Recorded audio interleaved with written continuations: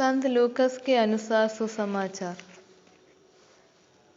छठे महीने स्वर्गदूत गब्रिएल ईश्वर की ओर से गलीलिया के नसरत नामक नगर में एक कुंवारी के पास भेजा गया, जिसकी मंगनी दाऊद के घराने के यूसुफ नामक पुरुष से हुई थी, और उस कुंवारी का नाम था मरियम।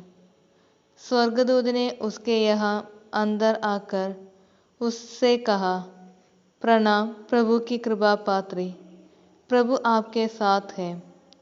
वह इन शब्दों से घबरा गई और मन में सोचती रही कि इस प्रणाम का अभिप्राय क्या है। तब स्वर्गदूत ने उससे कहा, मरियम डरिए नहीं, आपको ईश्वर की कृपा प्राप्त हो। देखिए, आप गर्भवती होगी, पुत्र प्रसव करेगी और उनका नाम ईसा रखेगी। वे महान होंगे और सर्वोच्च प्रभु के पुत्र कहलाएंगे। प्रभु ईश्वर उन्हें उनके पिता दाऊद का सिंहासन प्रदान करेगा। वे याकूब के घराने पर सदा सर्वदा राज करेंगे और उनके राज का अंत नहीं होगा। पर मरियम ने स्वर्गदूत से कहा, यह कैसे हो सकता है? मेरा तो पुरुष से संसर्ग नहीं है। स्वर्गदूत ने उत्तर दिया, पवित्र आत्मा आप पर उतरेगा और सर्वोच्च प्रभु की शक्ति की छाया आप पर पड़ेगी।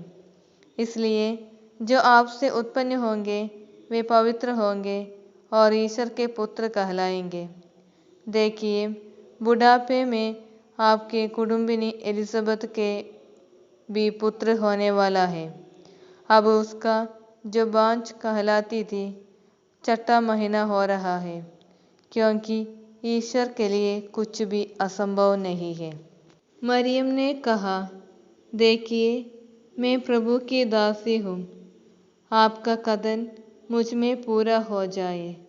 और स्वर्गदूत उसके पास से चला गया।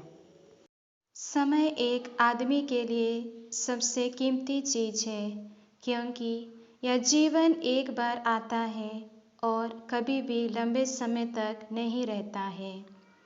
यह समय दिन, वर्ष और इसी तरह से मापा जाता है। अंतिम चीज है जिसे हम माप नहीं सकते हैं। गतिविधियां जब समय पर किया गया फलदायी होगा और परिणाम है बहुत अच्छा होगा। हालांकि भविष्य अनदेखा है, लेकिन आदमी आज कड़ी मेहनत कर सकता है। एक बेहतर काल की संभावना को बढ़ाने के लिए किसी के लिए प्रतीक्षा नहीं की जाती है। किसी के लिए समय रुकता नहीं है।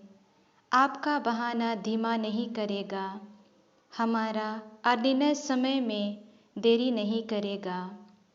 हमारी शिकायतों समय नहीं रोकेगी।